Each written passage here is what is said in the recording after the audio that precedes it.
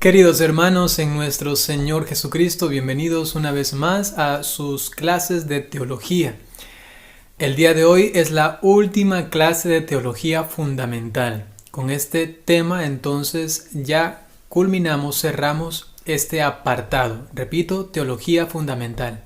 Y estén muy atentos, en expectativa, porque ya vendrá el siguiente curso el próximo viernes. La próxima semana entonces tendremos ya el inicio del siguiente tema de teología, el siguiente apartado.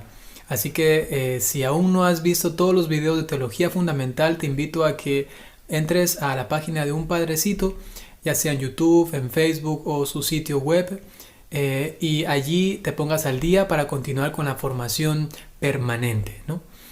El día de hoy vamos a tratar un tema muy importante. Vamos a poner bases y directrices fundamentales para el diálogo con los hermanos protestantes o los cristianos no católicos. También cómo hablar con los hermanos de otras religiones. Cuáles son las bases fundamentales, las directrices también, ¿no? Y también inclusive cómo hablar con los hermanos y cómo entender la relación que debemos entablar con los hermanos ateos, ¿no? Entonces el día de hoy va a ser muy interesante. Te invito a que veas todo el video. Eso está hecho con mucho cariño justamente para ti, para tu formación. Vamos a comenzar con una pequeña oración invocando al Espíritu Santo que venga a cada uno de nosotros, nos ilumine, nos dé ciencia, inteligencia, sabiduría, también humildad, respeto, paciencia, devoción, piedad por las cosas de Dios y por Dios mismo. Por ello decimos juntos, en el nombre del Padre, y del Hijo, y del Espíritu Santo. Dios te salve María, llena eres de gracia, el Señor es contigo. Bendita eres entre todas las mujeres, y bendito es el fruto de tu vientre Jesús.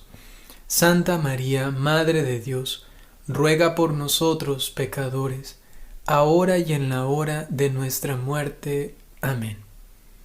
Quedamos reunidos en el nombre del Padre, y del Hijo, y del Espíritu Santo.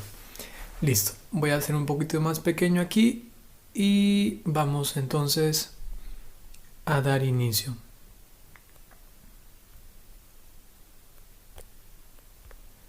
Listo. Círculos de diálogo, a eso nos referimos cuando tratamos el tema de entablar una relación y también una conversación con hermanos que no son católicos, ya sean católicos que ahora son cristianos, protestantes, o los protestantes en general, también con las otras religiones no cristianas y también inclusive con los ateos, ¿no? Círculos de diálogo. No solo los católicos son cristianos, sino todos los que han sido bautizados, los que invocan al Dios Trino y confiesan a Jesucristo como Señor y Salvador.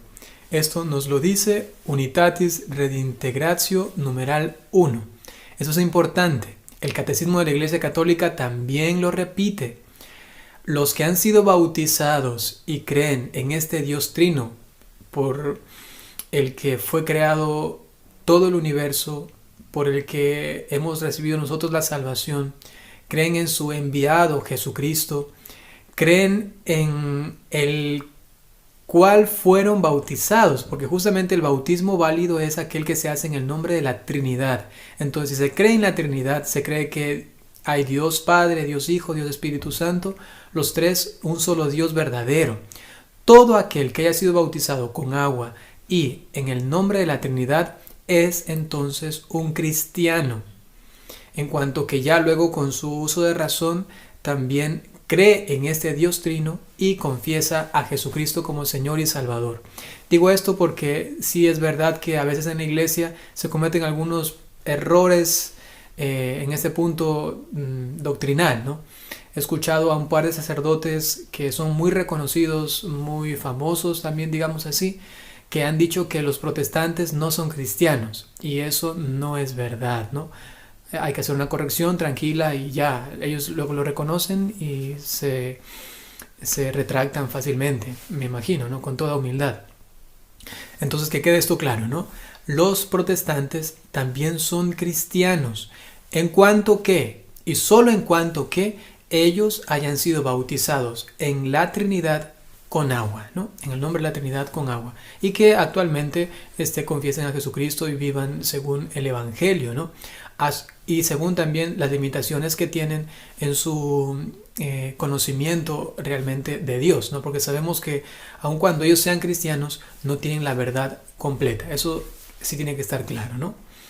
En el curso de la historia, muchas comunidades cristianas se separaron de la Iglesia Católica. Importancia especial démosle al Cisma de Oriente.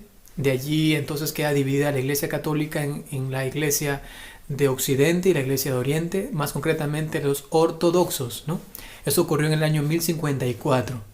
Y también mencionemos la Reforma en Occidente, que se dio en el siglo XVI con Martín Lutero, ¿no? Y de la cual entonces provienen todas las sectas protestantes o las otras confesiones cristianas, ¿no? La labor ecuménica busca la unidad de todos los cristianos. Para los que no saben qué es ecumenismo, es justamente el trabajo o la intención que tiene la Iglesia para lograr la unidad de todos los cristianos. ¿Quiénes integran esto? Obviamente los católicos, porque somos cristianos, y también las otras confesiones cristianas. Entran allí los protestantes, pentecostales, entran muchos otros que son realmente cristianos.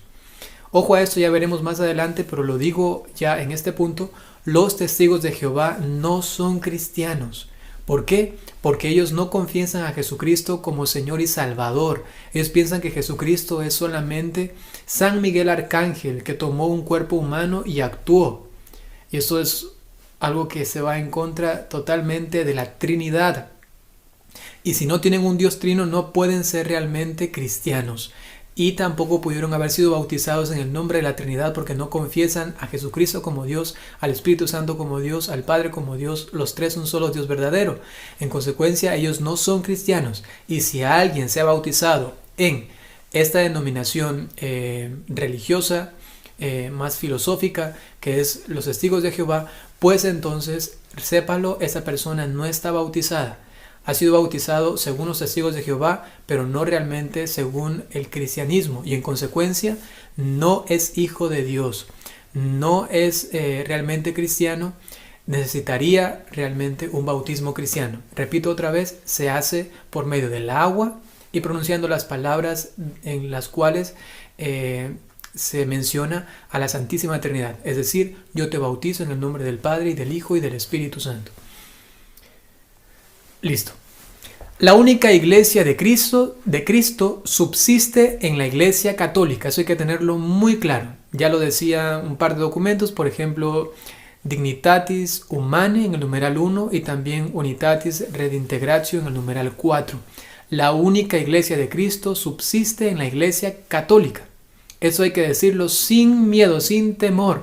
A veces me he encontrado inclusive en clases de teología por allí, en algunos lugares, que quienes dan clases, por ejemplo, de eclesiología, cuando tocan este punto, solamente se limitan a decir la Iglesia de Cristo y no hablan de la Iglesia Católica. Es como que si les da temor, les da miedo decir esta verdad. La Iglesia de Cristo realmente está presente y subsiste en la Iglesia Católica. La Iglesia Católica tiene la promesa de la verdad, es la iglesia que Cristo soñó, la iglesia que la Trinidad tanto deseó. ¿Dónde se encuentra realmente presente y subsistente? En la Iglesia Católica. Que nadie tenga miedo de decir eso. Otra cosa sería si estoy, por ejemplo, digamos en un diálogo ecuménico, es decir, hay muchas personas de otras confesiones cristianas, entonces ahí sí tengo que ser un poco más sutil, solamente para salvaguardar ese momento de comunión. Pero si me preguntan, por supuesto que voy a decir, inclusive en ese diálogo, si alguien me pregunta dónde está realmente la Iglesia de Cristo, pues voy a decir en la Iglesia Católica. Pues entonces mejor, para salvaguardar la comunión, no vamos a tocar temas que nos dividan. Justamente veremos eso más adelante, que cuando hacemos un encuentro ecuménico tocamos temas solamente en común. Entonces allí hay que ser un poco más sutiles sencillamente, pero todos saben, todos deben saber, y si no lo saben, en algún momento se los digo, realmente yo creo, y esa es mi fe, que la Iglesia de Cristo subsiste realmente y únicamente en la Iglesia católica.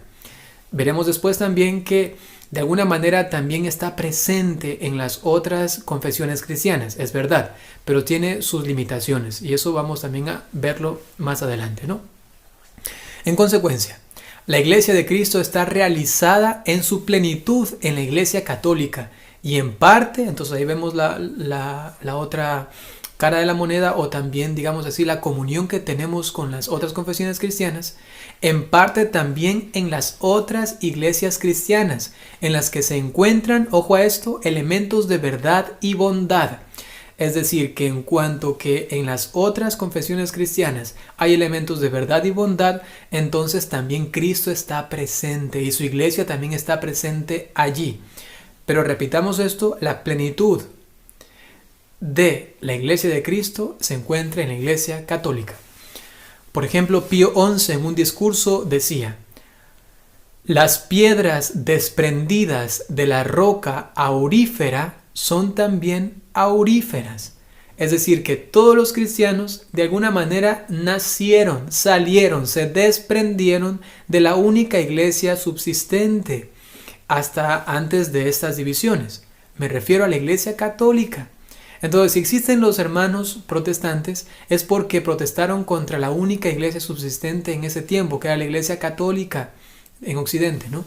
Y entonces ellos, al salir de esta iglesia aurífera, digamos así, es decir, como una iglesia de oro, al salir de esta iglesia aurífera, de esta piedra de oro gigante, digamos así, entonces también estas otras denominaciones tienen algo de oro porque han salido de esta otra, ¿no? De la única que existía. Y en consecuencia, ellas también tienen muchas cosas de verdad y bondad, y por eso hay que respetar, y ese es justamente el camino para buscar el diálogo, la unidad inclusive, ¿no? La preocupación por la unidad de los cristianos es algo esencial y necesario, que pertenece al corazón de la iglesia, no es un añadido. Tenemos que involucrarnos y tenemos que ser responsables también de toda esta división. El mayor escándalo que puede proporcionar la iglesia cristiana, cuando digo iglesia cristiana, o mejor dicho, la religión cristiana, me refiero a todos los que somos cristianos, el peor escándalo que puede proporcionar la religión cristiana al mundo actual es justamente la división permanente. Que somos cristianos, pero todos divididos. Que somos cristianos y todos peleados. Somos cristianos y no nos podemos ver por la calle porque ya estamos hablando mal del otro. Justamente mira al evangélico, mira al protestante, mira a este pentecostal, mira a este de aquí, de acá, y andamos peleando. Esta es la mayor causa de escándalo en este siglo actual, ¿no? Qué pena.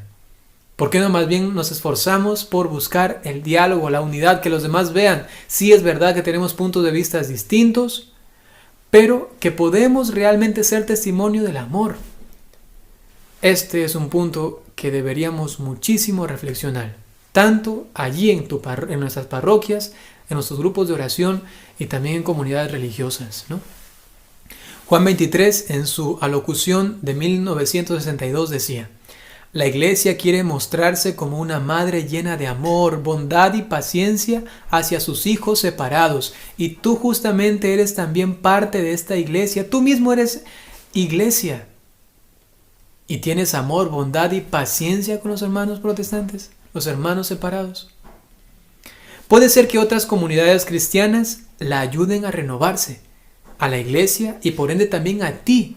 Un hermano separado te puede ayudar a ti a llegar a ser cada vez más plenamente lo que eres o lo que es la iglesia.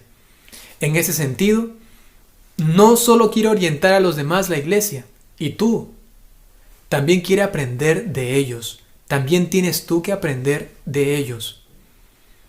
El amor y la pasión que tienen por la Sagrada Escritura, pues aprendamos de ellos. A veces nos burlamos de que ellos andan por allí predicando y diciendo, mira, ahí va el que anda con la corbatita y con la Biblia bajo el hombro, pero ni siquiera nosotros abrimos la Biblia, nunca. Y para ir a la misa ni siquiera nos ponemos una buena ropa o algo que demuestre que estoy yendo al momento y al acto más importante de toda la semana. Aprendamos de ellos lo que podamos, lo que de bueno, lo que de verdadero tengan, y no andemos más bien burlándonos, ¿no? Entonces, la iglesia también frente a las demás confesiones cristianas está en esta apertura, puede aprender de ellas, sabiendo obviamente que no es que va a copiar o no es que va a cambiar para hacerse como ellas, sino que en un ambiente natural, en un ambiente racional, lógico, decir, bueno, veo que esto lo hace muy bien, yo también lo puedo aplicar de alguna manera. En consecuencia, la iglesia está en esta actitud también de diálogo con los hermanos cristianos y nosotros tenemos que también estar con ellos. Me refiero a los cristianos separados, ¿no? La labor ecuménica, repitamos que era ecumenismo la acción ecuménica es buscar la unión de todos los cristianos. Entonces la labor ecuménica es de suma importancia para la labor misionera, porque si uno quiere lograr la unión de los cristianos y es católico, en definitiva lo que está buscando, y eso sí hay que dejarlo muy claro, es que el hermano separado en algún momento regrese a la iglesia verdadera, a la iglesia católica. Eso sí hay que tenerlo muy, muy en claro y no llegar a una especie de acuerdo, a una especie de consentimiento mutuo y hasta aquí lleguemos en nuestro diálogo y cuando toca hablar de la Eucaristía no hablamos de la Eucaristía, cuando toca hablar de la Virgen María no hablamos de la Virgen María. No. Si vamos a hablar vamos a tener una intención realmente misionera en el diálogo ecuménico, eso tiene que siempre evocar a una reintegración de estas personas que han sido separadas por ellas mismas o por alguien que las convenció, para que se reintegren entonces a la iglesia de Cristo, a la iglesia católica. Eso hay que tenerlo muy claro y digo esto porque seguramente tú te encontrarás después en tu parroquia o en tu diócesis inclusive, en algún momento, personas que quieren hacer diálogo ecuménico, pero solamente buscan un momentito de ahí para hacer oración y ahí se acaba, eso es todo. No, ahí no queda la acción ecuménica, sino que la acción ecuménica busca realmente la reintegración de estas personas a la iglesia católica y entonces hay que ser muy, muy inspirado para lograr esta reintegración.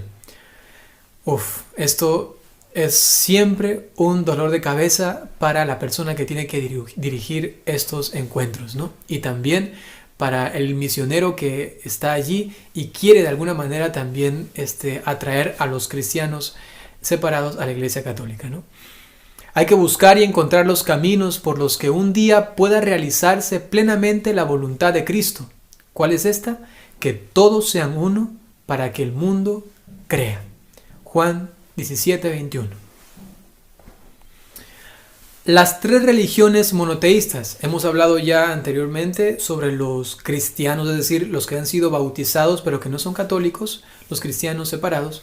Y ahora hablemos de una forma más amplia de religiones. Recordemos que religiones se entienden específicamente a 5 tradicionales, que son la religión judía, la religión cristiana, la religión musulmana, la religión budista y la religión hinduista. Son 5 tradicionales. A veces en el lenguaje, digamos, cotidiano o el lenguaje normal de a pie ahí en la calle, uno dice que los hermanos protestantes son de otras religiones. Esto es incorrecto, ¿no? Porque ellos siguen siendo de la religión cristiana. Siguen siendo, todos nosotros que somos bautizados y que creemos en Jesucristo y creemos en la Santísima Trinidad, entonces somos cristianos. Luego, otras religiones, ¿cuáles son las que he mencionado? Son 5 tradicionales. En ese sentido, hay 3 de las 5, hay 3 que son monoteístas. ¿Qué significa monoteísta? Que tienen un solo Dios. Los budistas y los hinduistas tienen muchos más dioses. Entonces no son monoteístas, son politeístas. Poli significa muchos y teo significa Dios.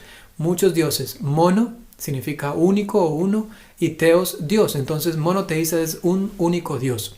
Nosotros entonces hacemos parte de la religión monoteísta, nosotros los cristianos. Pero además hay dos más que son religiones monoteístas. ¿Cuáles son estas? La religión judía y la religión musulmana. Es decir, que cristianos, musulmanes y judíos creemos en un solo Dios. Nos une justamente esto, creer en un solo Dios. Esas religiones monoteístas están unidas entre sí por un único origen, es decir, Abraham. Las tres religiones tienen a Abraham como padre. Los cristianos tenemos a Abraham como padre. Los judíos tienen a Abraham como padre. Judíos y cristianos porque nosotros venimos o tenemos nuestra procedencia de su segundo hijo, el segundo hijo de Abraham. ¿Cuál es? Isaac. Nosotros venimos justamente de la descendencia de Isaac. Los judíos de manera carnal, es decir, realmente según su descendencia, y nosotros de manera espiritual. En cambio, los musulmanes, ellos proceden también de Abraham, pero de su primer hijo, es decir, de Ismael. Y ellos entonces se creen hijos de Ismael, ¿no? Pero como Isaac e Ismael son hijos de Abraham, todos nos creemos hijos de este gran hombre Abraham, patriarca, ¿no? Por eso es preciso superar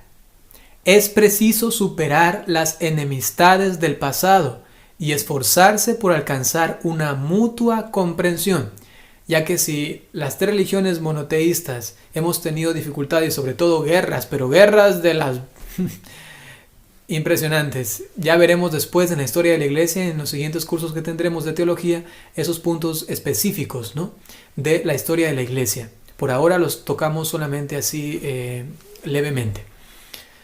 Entonces han habido momentos muy duros, muy críticos de guerra y muerte entre cristianos, musulmanes y judíos, y eso hay que superarlo, es tiempo, ¿no? La iglesia abraza también a todas las demás religiones, y nada rechaza de lo que en ellas hay de verdadero y santo. Lo dice justamente Nostra Aetate en el numeral 2. Es decir, que si alguna religión tiene algo de verdadero, noble, bueno, yo tengo que eso valorarlo, reconocerlo, inclusive tengo que aprender de eso, ¿no? Y por ello también en esto se basa un diálogo conveniente. Ahora, en este diálogo con las otras religiones hay dos extremos. Y también se puede decir que hay esto también en el diálogo con las confesiones cristianas, no católicas, ¿no? Es decir, los hermanos protestantes. Hay dos extremos. El primero, negar la salvación de quienes no pertenecen visiblemente a la Iglesia Católica. Si uno dice, ese no es católico, condenado al infierno, eso es un extremo. Eso no es correcto. Hay un segundo extremo, afirmar que todas las religiones tienen el mismo valor veritativo, el mismo valor de verdad, que todas tienen la verdad. Si alguien afirma esto, también está mal, porque entonces Jesucristo no sería imprescindible para la salvación. Jesucristo solamente sería un adorno. ¿Para qué vino Jesucristo? Pues no tiene sentido. Es que Él vino porque solamente por Él somos salvos. Y solamente por Él hemos conocido realmente a Dios. Solamente por Él hemos conocido realmente la verdad. En consecuencia, ¿cuál es el término o la virtud? ¿Cuál es el punto de virtud en este diálogo con las otras personas que no son católicas? Es reconocer que realmente se pueden salvar, aun cuando no sean visiblemente parte de la Iglesia Católica. Realmente se pueden salvar. Pero, ojo a eso es importante. Se salvan porque esa salvación les es dada por Jesucristo, que se entregó por su esposa la iglesia.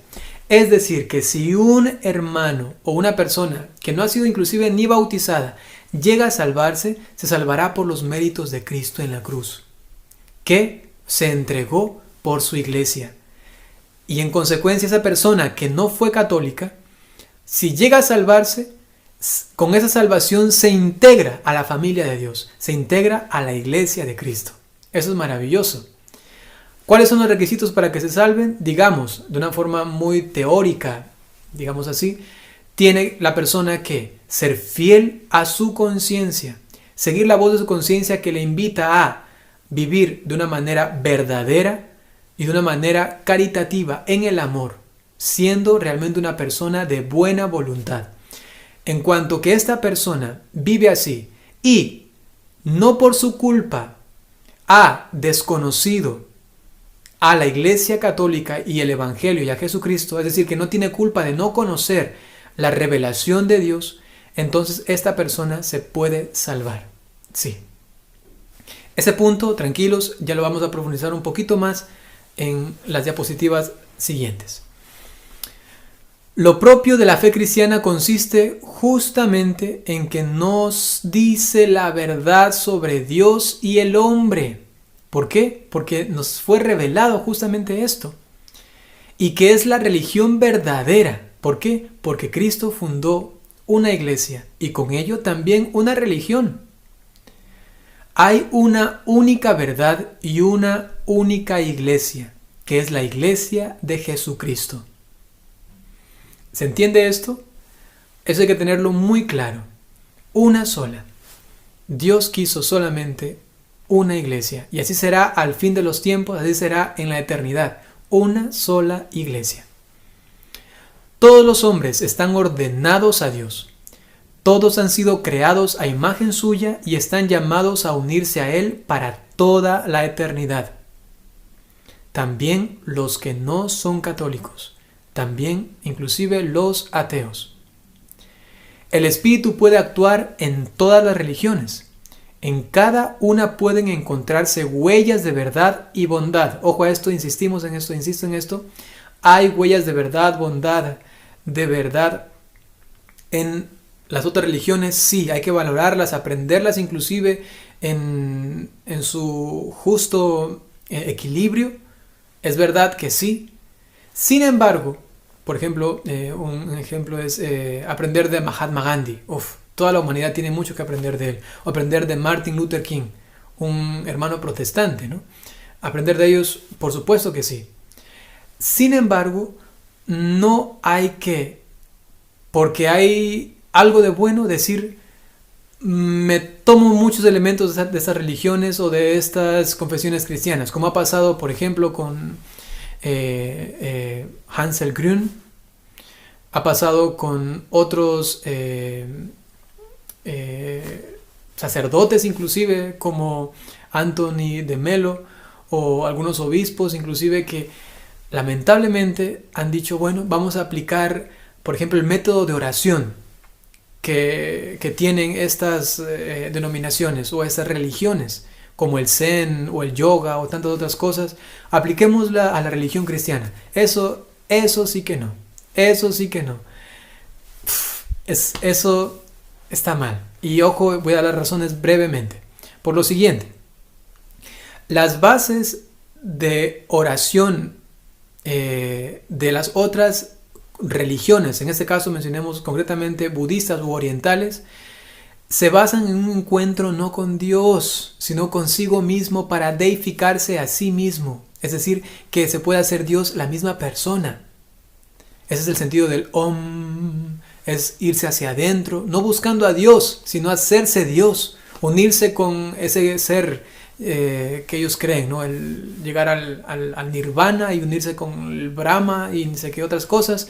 Pues entonces, nada de eso. Nosotros tenemos ya una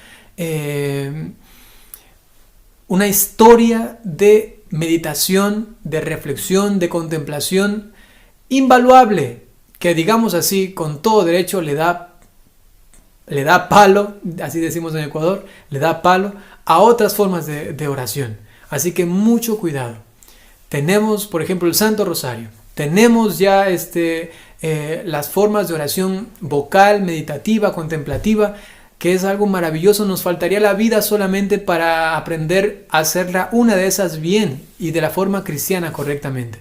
Entonces, cuidadito con estar mezclándose con otras cosas. Inclusive, por ejemplo, sé que la Conferencia Episcopal Española ha prohibido que se aplique cualquier forma de oración que proceda justamente de una relación o de una unión con estos tipos de oraciones orientales. Eso habría que aplicarlo a toda la iglesia realmente, ¿no? Entonces, aun cuando las religiones tienen algo de verdad y bondad de las cuales podemos aprender, y no me refiero aquí de esos tipos de oración, sino que me refiero, por ejemplo, a su capacidad de abnegación, a su capacidad de bondad, a su preocupación por el otro, ¿no? En esos puntos son los que se refieren cuando hablamos de esas huellas de verdad y bondad. Se puede decir que en la oración quizá tienen algo, ¿no? Pero eso es muy confuso, así que ni siquiera nos metamos tanto en eso. Dejemos tranquilitos a ellos orando con sus formas de oración y nosotros profundicemos lo que tenemos. Leamos un libro de Santa Teresa de Ávila, de San Juan de la Cruz, que nos hablan acerca de la oración, pues ahí tenemos toda la vida. ¿Quieres aprender un poco más de alguien actual que ha escrito sobre el sentido de la verdadera y profunda oración? Pues lea al cardenal Robert Sarah en su libro La fuerza del silencio. A eso es impagable, invaluable. Lo tenemos allí, lo podemos conseguir en internet o en una biblioteca católica, pero cuando vamos a una biblioteca, enseguida vamos, leamos a Hans Leoner, leamos a Thomas Keating o aquí, acá, y comenzamos basta, leamos realmente cosas que sabemos que son realmente cristianas. Y es más, inclusive si yo quiero estudiar un poquito sobre las otras religiones, primero tengo que conocer quién soy yo. Tengo que saber cuál es la forma auténticamente cristiana de oración contemplativa, meditativa, vocal. Y entonces solamente ahí quizá puedo ir e investigar un poco de las otras, porque ya yo conozco lo mío, lo propio. Y entonces, si es que veo que algo no cuadra en la otra religión, entonces sé que eso no puedo aplicarlo para nada. Y luego me doy cuenta que ya no tengo nada más que agregarle a toda la abundancia de maravilla que hay en la oración católica cristiana. Es que si nosotros conociésemos, no sé ni siquiera cómo más explicarlo, pero que quede eso realmente muy claro, realmente, queridos hermanos, tenemos una tradición en tema de oración invaluable, inagotable, impresionante, tan desconocida, y que es tiempo que entonces comencemos a conocerla para que quizás así, solamente allí podamos tener un punto de vista muy crítico, real, objetivo de las otras religiones en cuanto a ese tema de la oración. Ya sé que me alargué un poquito sobre ese puntito, sé que solamente es un puntito, hay muchos otros puntos, pero quise decirlo porque actualmente en nuestras bibliotecas católicas inclusive abundan tipos y literatura, tipos de libros así y literatura de esta categoría sobreabundantemente, ¿no? Así que a tener mucho cuidado. Reconozcamos lo bueno, pero las religiones no poseen autonomía salvífica, eso es importante. Ninguna religión tiene autonomía salvífica, no porque yo soy ya de esta religión, ya me voy a salvar, no. No salvan por sus propias fuerzas, no. En cuanto que acercan a los hombres a la salvación, no pueden considerarse separadas de Jesucristo. Es decir, que todas las religiones, en cuanto que acercan a la salvación, en esa medida están unidas de alguna forma a Dios. Si es que no me acercan a Jesucristo y no me acercan a la salvación, entonces en esa misma medida están separadas de Dios. Es el Espíritu de Cristo que actúa en ellas, siempre y cuando me procuren la salvación.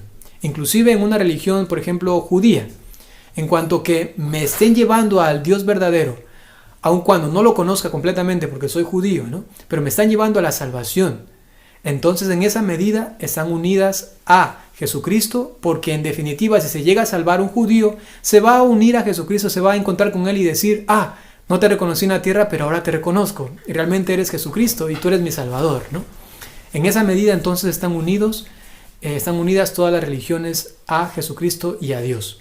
Y en la medida que no nos llevan a la salvación y que nos alejan de Jesucristo, en esa medida están separadas de Dios, ¿no? Cuando los no cristianos son salvados, se unen a Cristo y también al misterio de su cuerpo, que es la iglesia, porque ha muerto por su iglesia, que es su esposa. Participan en el misterio eclesial del modo que solo Dios conoce, todos aquellos que se salvan, sean o no católicos, ¿no? Las relaciones entre los cristianos y los no cristianos son fundamentalmente distintas a aquellas que guardan los cristianos entre sí. Es importante. Hay un diálogo entre cristianos, todos cristianos, aun cuando no sean católicos, y hay un diálogo entre cristianos con las otras religiones no cristianas. Ya hemos mencionado anteriormente aquellas, ¿no? Entonces hay formas distintas de entrar en diálogo, obviamente, ¿no? El movimiento ecuménico, hemos dicho que es aquel que busca la reintegración de todos los cristianos que sean uno, ¿no? El movimiento ecuménico tiende hacia la plena comunión de los que ya pertenecen formalmente a la Iglesia de Cristo, es decir, todos los bautizados, porque todo aquel que es bautizado realmente en la Trinidad y con agua se hace cristiano y entonces pertenece formalmente a la Iglesia de Cristo, es decir, que está realmente injertado en esta iglesia, aun cuando no sea católico, ¿no? Está injertado porque se ha injertado en Cristo, se ha hecho hijo de Dios por el bautismo. Ojo a esto, importante. El movimiento hacia las otras religiones, que también se llama el diálogo interreligioso, ¿no? Interreligioso, no puede pretender la unión. Obviamente que no, porque con un budista no voy a pretender la unión, porque él tiene muchísimos dioses y yo solamente tengo uno, un solo Dios verdadero. Entonces ahí no va a haber unidad realmente nunca. No se va a poder hacer una especie de mezcla, de fusión entre el cristianismo y el budismo y ya, hagamos una fusión allí y pum, sale el yoga cristiano. Eso hay que sacarlo de la vida cristiana y del sentido común. O sea, no hay cómo unir las dos cosas, ¿no? ¿Se puede entrar en diálogo? Sí, pero no llegar a una comunión, una unión con ellos, ¿no? Eso es imposible. Uno de los dos tiene que dar el brazo a torcer. O el católico se hace budista o el budista se hace católico. Una de dos, ¿no? Eso sencillamente es así. Entonces, se debe anunciar a Cristo a los no cristianos para que ellos, que son de otras religiones, puedan llegar a ser cristianos.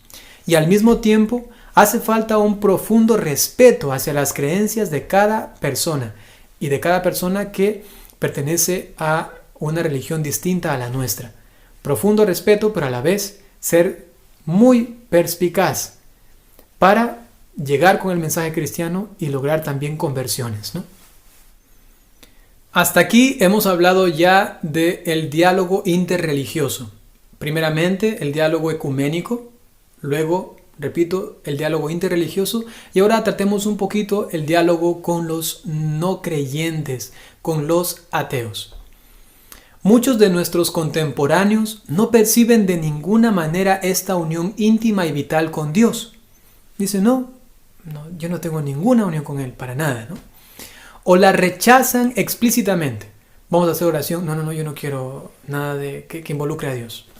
Hasta el punto que el ateísmo debe ser considerado entre los problemas más graves de esta época. El ateísmo. Lo dice justamente el Catecismo de la Iglesia Católica en el numeral 2123. El ateísmo puede ser teórico o práctico. El teórico incluye sistemas especulativos sobre la no existencia de Dios y es propio de los 2 últimos siglos de Occidente. O sea, realmente con fundamentos intelectuales, llegar a la conclusión de que Dios no existe. Este es el ateísmo teórico, que luego obviamente es práctico porque si lo entiendo así en mi inteligencia, luego lo vivo, ¿no? Sin embargo, también hay, ya veremos más adelante, el ateísmo puramente práctico, que es el pan de cada día de nuestro tiempo actual, ¿no? Antes había mucho ateísmo teórico, ¿no? Actualmente yo no he conocido en mi vida hasta ahora un ateo que me haya dado argumentos realmente de su ateísmo, ¿no? Solamente, no creo. ¿Por qué? ¿Por qué no? Porque no lo veo. Eso es todo su argumento. Porque no lo veo. Porque no veo a Dios. Es todo su argumento. Qué flojera. Qué flojera de tener a esa persona porque intelectual, ¿no? Porque no quiere realmente fundamentar su no creencia en Dios. Antes sí lo hacían.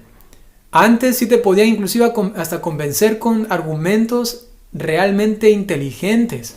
Pero actualmente la gente ni siquiera se preocupa, es sencillamente indiferente, ¿no? ¿Qué pasaba en estos 2 siglos anteriores? Para que veamos un poquito rápidamente, ¿no? Dios no sería una realidad trascendente, sino el mismo mundo, decían algunos, ¿no? El panteísmo. No es que Dios sea una persona, no. Sino que Dios es la misma creación.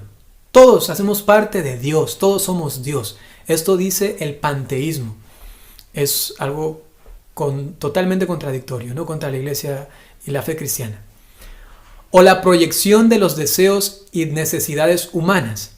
Así lo decía Feuerbach, ¿no?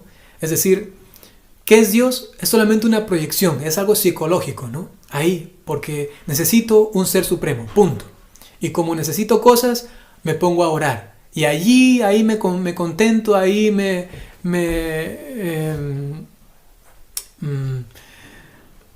consuelo en mi oración diaria y ya Dios me dará las cosas, ya Dios, y solamente psicológico, ¿no? Pues entonces eso también hace parte del ateísmo, ¿no? O de una forma de creencia completamente errada, ¿no? Que en definitiva se cae luego en ateísmo, ¿no? Solamente existe Dios para que haya alguien a quien acudir, punto. O el opio del pueblo, decía Carlos Marx, ¿no? Es decir, ya existe Dios solamente para calmar a las gentes, ¿no? Para que el pueblo esté tranquilo, porque si Dios no existe, todo sería un relajo. Con Dios todos tienen miedo, entonces ya, que ahí se quedan todos calmaditos y se porten bien. Un ateo, Carlos Marx, decía eso. Para eso sirve Dios, para nada más, pero realmente no existe, decían ellos, ¿no? O un resentimiento de frustración, ¿no? De los frustrados. No puedo ser mejor. Pues es que Dios me ha hecho así, tengo que ser humilde. Y ya lloro y sé que ya en el cielo todo va a ser mejor. Listo. Ya, así lo creía Nietzsche, ¿no? Decía, Dios es solamente para los perdedores. Es solamente para aquellos que son un desecho humano, ¿no? Esos que no pueden superarse a sí mismos. Esos necesitan a su Dios. Esos necesitan un Dios a quien echarle la culpa o en quien consolarse. Eso lo decía Nietzsche. Y por eso tanto hablaba del superhombre. Es decir, que Dios soy yo mismo, decía él, ¿no? Entonces para Nietzsche tampoco existe Dios. Porque solamente sirve para un consuelo de aquellos que son frustrados, ¿no? O la ilusión de una conciencia infantil. Lo decía también Freud, ¿no? Decía él que como todo se reduce al ámbito infantil y además sexual, decía así él, ¿no? Entonces Dios es solamente un padre que no tuvimos en la infancia, un padre que no nos dio el amor que necesitamos, entonces necesito desarrollar mi afectividad y como no puedo hacerlo completamente aquí con las personas humanas, entonces proyecto un Dios con el cual ahí sí, le digo todo y allí con él puedo desplayarme y decir absolutamente todas mis palabras bonitas y todo lo que yo tenga en mi sentir más profundamente emocional, ¿no? Y entonces Dios solamente es eso, un bote de basura en el cual uno echar todas sus emociones, ¿no? Y ahí queden guardadas y seguir así hasta que pueda consolarme solamente, ¿no? Esto es una visión atea y las que he mencionado anteriormente también, ¿no? Obviamente. El ateísmo práctico, en cambio, veamos que es pienso el que más nos interesa, es un rasgo muy característico de nuestro tiempo. Es un comportamiento que responde a la convicción atea y excluye toda referencia a la religión. El problema de Dios sencillamente no interesa. No preocuparse del porqué de la vida, del sentido de la existencia. sencillamente no me interesa, no quiero saber nada de Dios. Es eso, es el indiferentísimo absoluto, si es que así se dice. Es ser completamente indiferente a Dios. Pero cuando falta la relación con Dios, en el fondo nada tiene sentido. Todo es absurdo y carece de importancia. También el hecho de buscar una respuesta. Es que claro, si no me pregunto, no voy a buscar una respuesta. Y aun cuando alguien me dé la respuesta, como no me ha preguntado, no me interesa. Es lo que muchas veces pasa. Que alguien va con un mensaje bonito, evangelizando a alguien, pero como él ni siquiera se interesa por eso, ni siquiera se pregunta por ello, aun cuando le des la respuesta, para él va a ser solamente palabras vanas. Y así, pero nada tiene sentido. Así, pues, pobre ateo, esta vida sería, como lo decía también Sartre, una náusea. Es que no tiene nada sentido. ¿Para qué trabajo? ¿Para qué vivo? ¿Para qué me enamoro? ¿Para qué amo? ¿Para qué todo esto? Si al final, nada. Pero ¿sabes qué? Es que justamente los ateos prácticos nunca se preguntan por esto. Nunca. No les interesa. Porque si se comienzan a preguntar, van a tener que creer en Dios. Porque solo con Dios todo eso tiene sentido, ¿no? En un mundo ateo, la angustia constituye la experiencia filosófica fundamental, decía Sartre, ¿no? La angustia constante.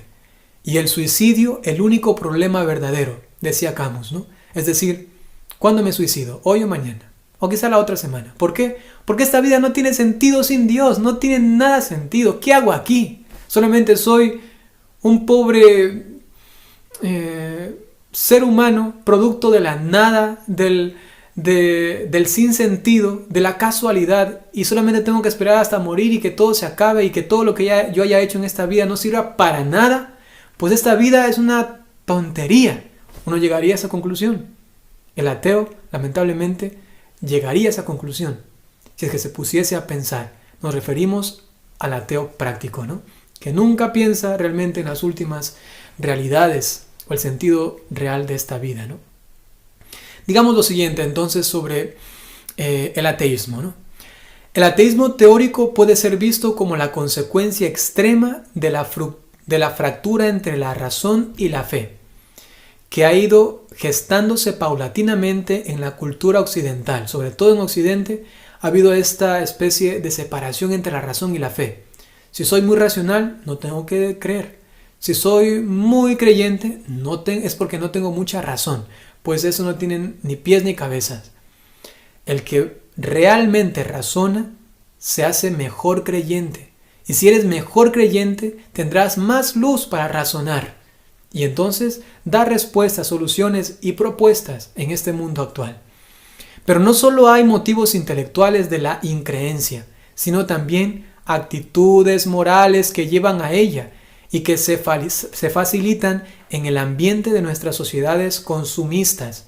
Sobre todo los ateos prácticos son aquellos que no quieren pensar en Dios. ¿Por qué? Porque tienen pecados. Sé que con Dios me va a comenzar a acusar mi conciencia, aun cuando ya lo está haciendo, pero con Dios imagínate todavía mucho más fuerte. Me refiero ya creyendo en Él, ¿no? Sé que tengo estos amarres por aquí, por acá, pecaditos y aquí y acá, o yo no quiero ponerme a pensar en Dios.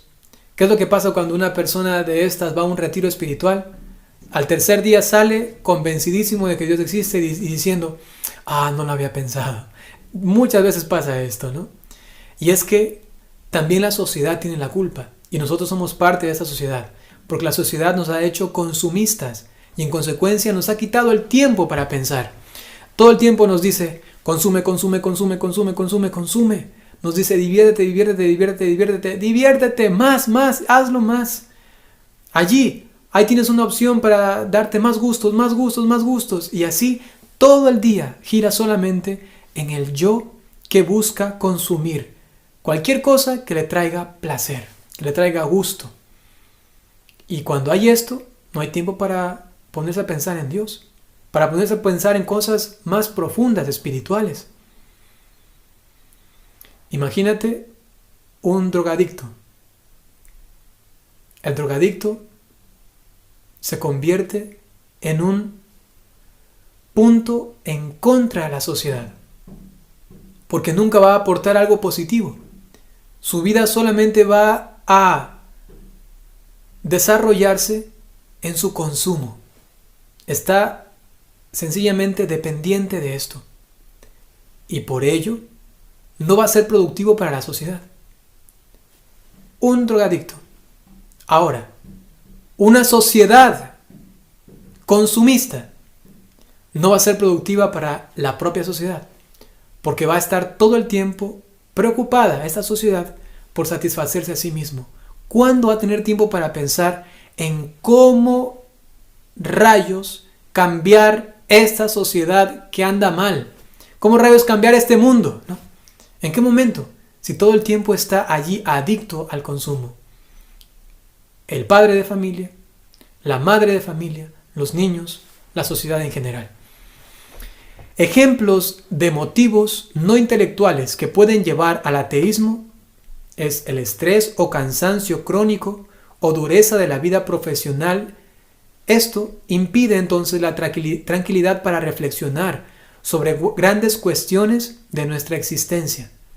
Esta sociedad tan esclavizante, tan impositiva, trabajar, consumir y consumir.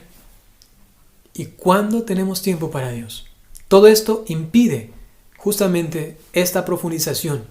Y luego de allí, el efecto, el producto de todo esto es el ateísmo práctico.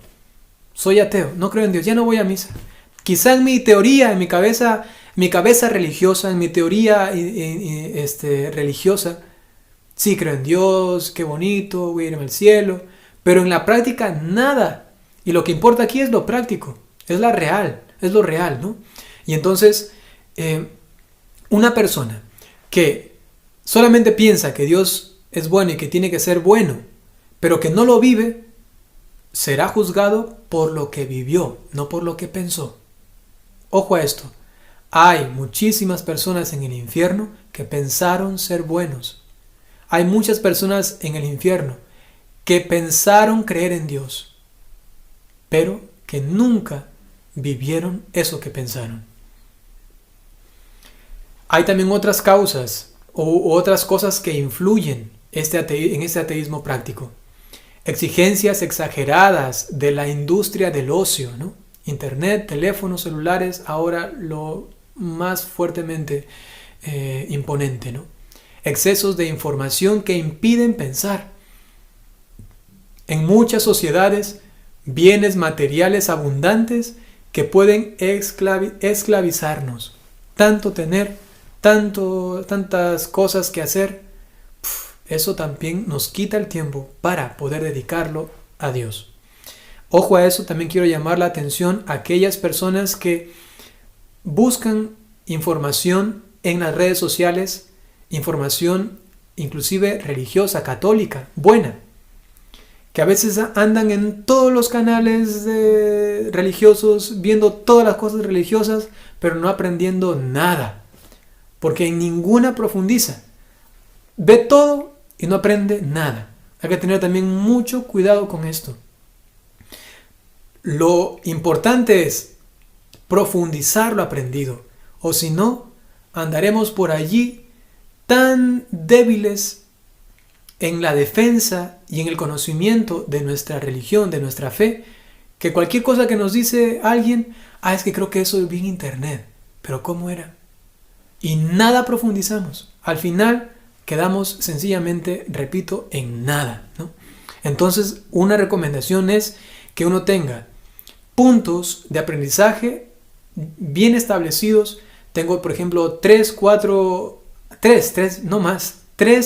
fuentes de información católicas de fe muy buenas, y de ellas 3 voy a profundizar, quizá un año, quizá unos meses. Luego digo, ya voy a cambiar esta por esta otra, pero que no sean tantísimas. Estoy suscrito a 50 canales religiosos, estoy suscrito a 50 canales de YouTube para ni sé qué otra cosa. Soy parte y miembro del grupo este otro, y estoy en 50, 60, 100 grupos metido, y en ninguno de esos aprendo nada. que me llega la información solamente 5 segundos, lo retengo 10 segundos más y después se me olvidó, justamente por la falta de profundización en los contenidos que recibimos, y esto lo provoca o lo promueve justamente el exceso de información en las redes sociales, ¿no? Entonces, mucho cuidado. A la vez se puede observar una decadencia hacia lo puramente sensual. Entonces, como busco tanto la satisfacción sexual y sensual, entonces no quiero involucrar a Dios y por eso mejor ni pienso en Él. Una persona que se deja absorber por el materialismo y el sensualismo se embota y se ciega para lo espiritual, porque todo lo anterior, material y sensual, es puramente exterior, satisfacciones exteriores. Lo espiritual es interior. Y si estoy viciado en lo puramente exterior, nunca tendré tiempo para lo interior. Pero parece imposible que Dios ya no hable en el corazón del hombre de Dios. Por supuesto, Dios buscará todas las formas y continuará hablando en el corazón del ser humano. Por supuesto que sí.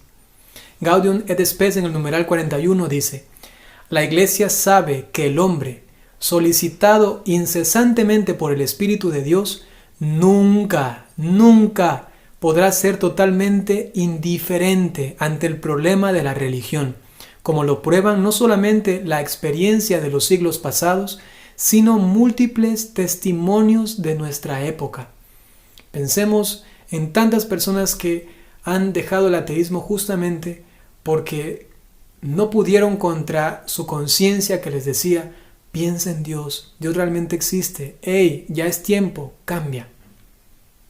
Siempre deseará el hombre saber, al menos confusamente, el sentido de su vida, de su acción, de su muerte.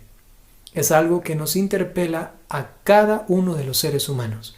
Y por ello, tenemos una grave responsabilidad frente a esta conciencia que nos está continuamente exigiendo una respuesta.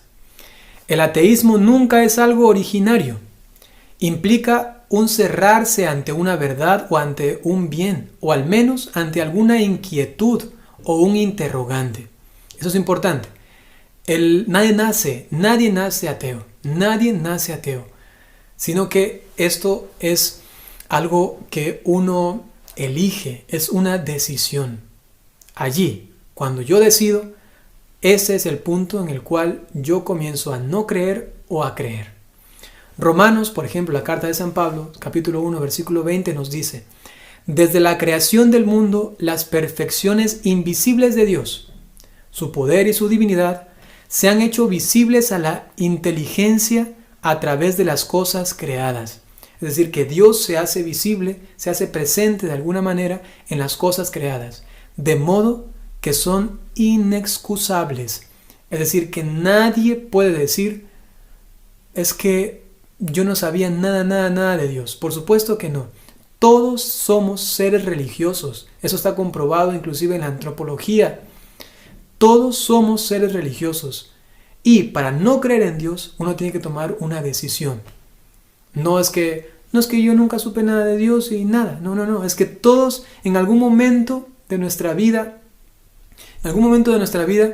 nos planteamos esto. ¿Y esta vida es solamente esto? No hay nada más. Y por ello, entonces, todo aquel, vamos a ver ahorita más adelante, todo aquel que va en contra de esta voz que se encuentra en su conciencia, tiene culpa. Y una culpa en muchos casos grave.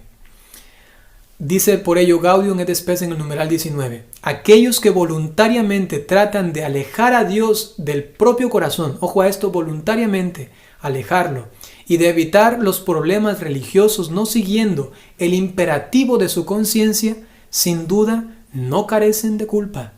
Ellos son culpables. La increencia es, como la fe, una opción existencial, es decir, un tomar una decisión. Creo porque quiero creer y no creo porque no quiero creer. No son solo los contenidos de la fe los que se rechazan, sino las consecuencias. Cuando uno dice no quiero creer en Dios, no creo en Dios, no solamente rechaza a la institución religiosa, a la iglesia, no solamente rechaza a la fe en general, sino que también sus consecuencias.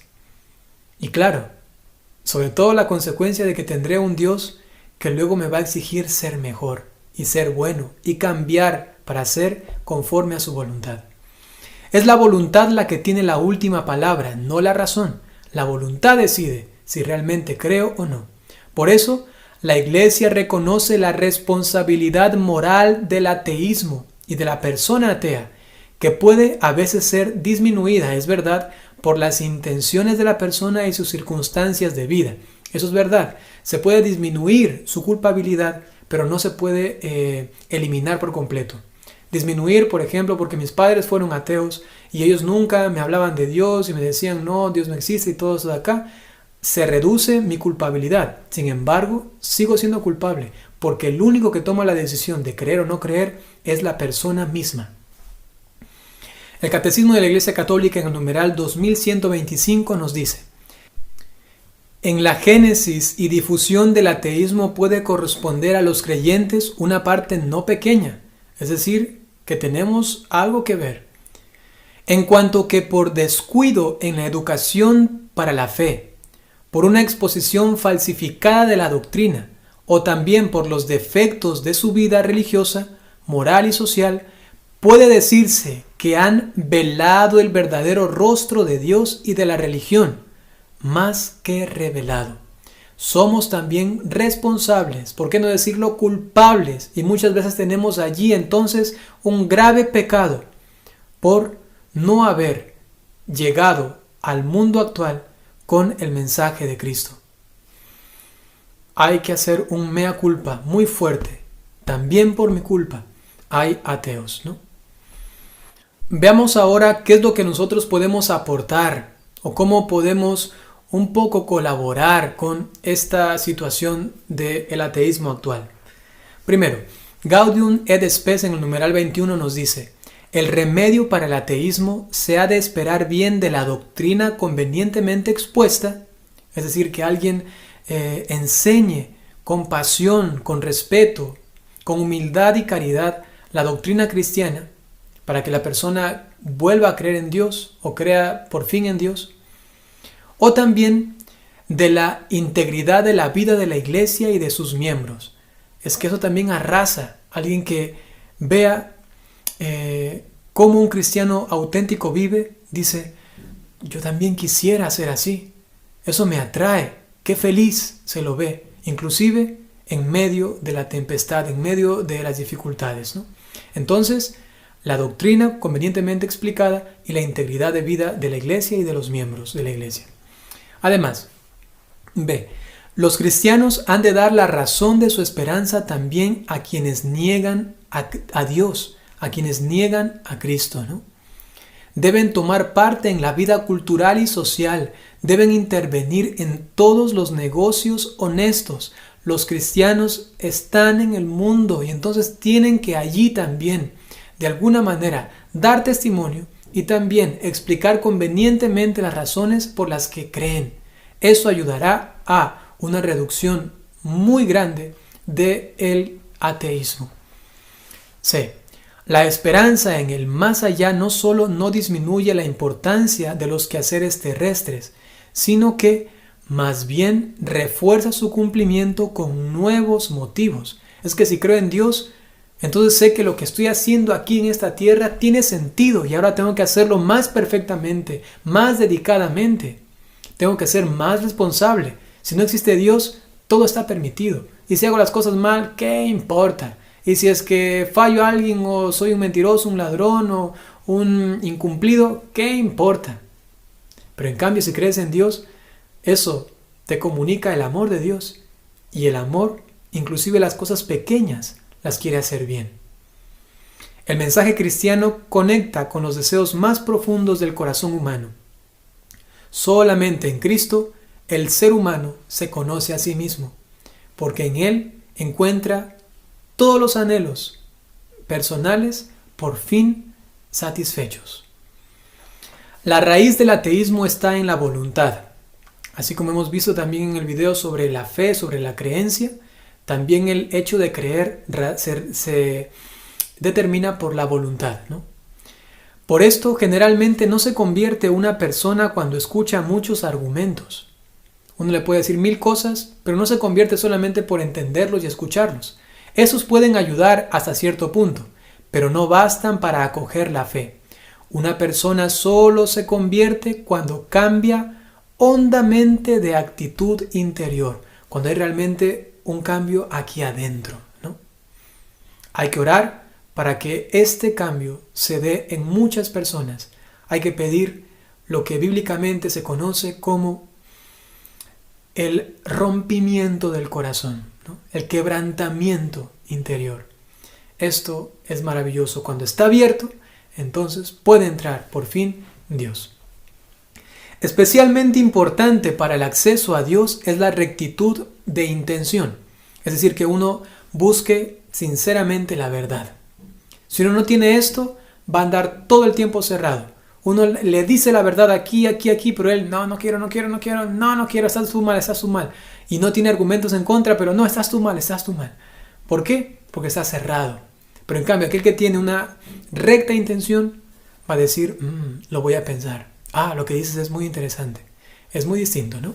Seguir la propia conciencia y obrar el bien.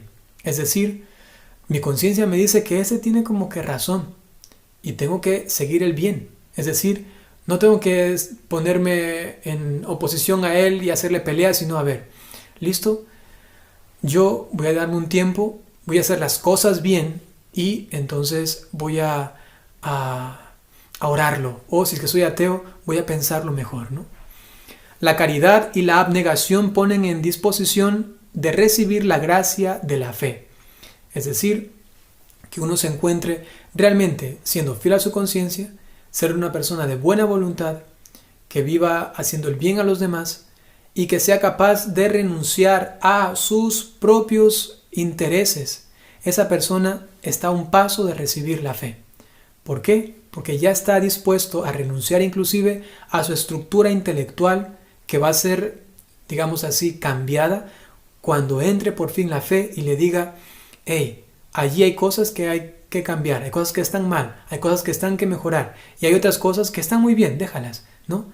Y entonces esta persona abnegada, justamente, que es capaz de renunciar a sí mismo, va a poder aceptar la fe. Pidamos también el don de la abnegación para nuestros hermanos, sobre todo aquellos que se les hace difícil regresar a la iglesia porque sencillamente no quieren cambiar, sencillamente no quieren aceptar que están en un error, ¿no?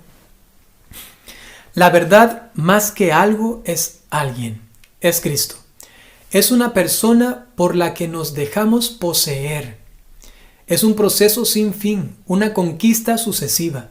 Debemos profundizar siempre en la verdad y buscarla también en el diálogo con los demás, dispuestos a aprender de ellos. Los otros pueden ayudar realmente a hacer de mí un mejor cristiano. Busquemos la verdad y con esta recta intención, en Cristo que nos posee por Él ser la verdad, podemos entrar en diálogo con quien sea, aprender de Él y enseñar. Aprender para ser mejores cristianos y enseñarles seguramente para que queden con la interrogante, con el cuestionamiento y luego le den una oportunidad a Dios y a la Iglesia Católica. Pablo VI en su escrito eclesial Ecclesiam Suam en el numeral 80 decía: el clima del diálogo es la amistad. Con todo lo que hemos dicho hasta ahora, entonces, qué bonito instaurar la cultura de diálogo. Una cultura de diálogo que presupone una disposición personal a renovarse, a cambiar, un respeto, inclusive cierta reverencia por su conciencia, la conciencia del otro me refiero, ¿no? Un respeto sincero hacia la persona y la decisión valiente por dejar atrás viejos prejuicios y profundizar en la verdad. Esto nos lo enseñó Juan Pablo II, pidiendo perdón a toda la humanidad por los errores de la Iglesia. Y una vez reconciliados, entonces vamos, juntos, busquemos la verdad. Y nosotros tenemos mucho que decir, porque la verdad se nos ha sido dada en Cristo nuestro Señor. Unitatis Redintegratio en el numeral 8 nos dice: la conversión interior y la santidad de vida deben considerarse como el alma de todo el movimiento ecuménico. Si queremos hablar con nuestros hermanos cristianos no católicos, tenemos que primero tener una conversión interior y santidad de vida, es decir, ser realmente profundamente cristianos, ¿no?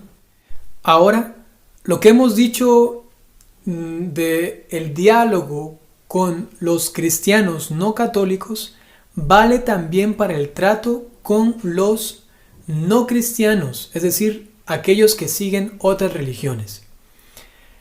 En un segundo paso, esta conversión o renovación afecta también a las instituciones y la vida pública de la Iglesia.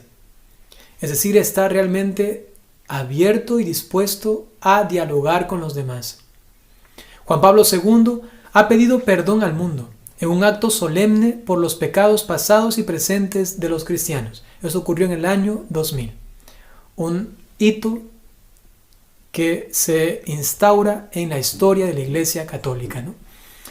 La verdad no se impone sino por la fuerza de la misma verdad, dice Dignitatis Humanae. O como decía San Agustín, la verdad es como un león y no necesita nadie que lo defienda. La verdad misma se vale por sí misma y es verdad. La Iglesia condena todo tipo de acciones que puedan tener sabor a coacción o persuasión deshonesta o menos recta. Es lo que se conoce como el proselitismo religioso. Mucho cuidado. Mejor no digo quienes hacen eso muchísimo, ¿no? De ir ahí, cazar a uno, a otro para tenerlo en su grupo, ¿no? El diálogo no puede basarse en la indiferencia religiosa. Indiferencia religiosa, entiéndase como un diálogo en el que me da lo mismo todo, ¿no? Ya, si me dicen que Dios realmente no es 3 personas, sino que es solamente una o 2, o si me dicen que María sí tuvo más hijos y que no fue virgen, y yo digo, sí, bueno, ya, está bien. Bueno, para hacer ameno el diálogo no digo nada y todo está bien. No, eso no. No caigamos en la indiferencia religiosa, ¿no?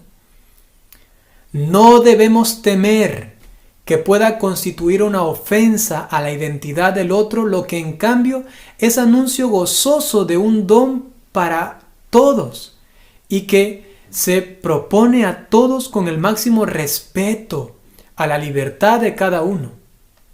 El don de la revelación del Dios amor que tanto amó al mundo que le dio su Hijo unigénito. Es decir, que sí que hay que tener una mesura y que uno tiene que buscar puntos en común, pero cuando toca hablar de algo que me identifica y es en lo que yo creo y que se ha tocado ese punto y entonces alguien está diciendo algo que no es verdad, ahí sí tengo que yo no tener miedo a decir eso. Por eso es que los diálogos ecuménicos se basan siempre en la Sagrada Escritura, porque es un punto en común, y también se basan en temas en que tanto los cristianos no católicos como los cristianos católicos tenemos en común, para no entrar en esos debates. Sin embargo, hay momentos en los que uno tiene que aprender a defender o también decir sin temor. Nosotros creemos que María ha sido siempre virgen, antes, durante y después del parto, y así lo creemos. Te lo digo con mucho amor y respeto. Si no quieres creer en esto, está bien, pero no se debe permitir que en un diálogo ecuménico mentiras o herejías o cosas que no están en armonía o en concordia con la doctrina católica se las dejen ahí sueltas. Por supuesto que no. Eso se llama indiferentismo religioso y no podemos caer en esto, por favor, ¿no? Por eso decía al inicio que es un dolor de cabeza para aquellos que promueven el diálogo ecuménico, ¿no? Listo, queridos hermanos, hemos llegado al final de esta clase. Espero que les sirva de mucho provecho espiritual e intelectual. Y les recuerdo que con esta clase terminamos ya la sección de teología fundamental. La próxima semana, el próximo viernes, continuaremos con la siguiente sección. Así que les invito a todos a estar muy atentos y también a compartir todo este material que espero sea, repito, de mucho provecho, de mucho provecho. Ahora me despido dándoles la bendición, ¿sí? El Señor esté con ustedes. La bendición de Dios Todopoderoso por intercesión de la Santísima Virgen María, San José y todos los ángeles y santos. En el nombre del Padre y del Hijo y del Espíritu Santo. Hasta pronto.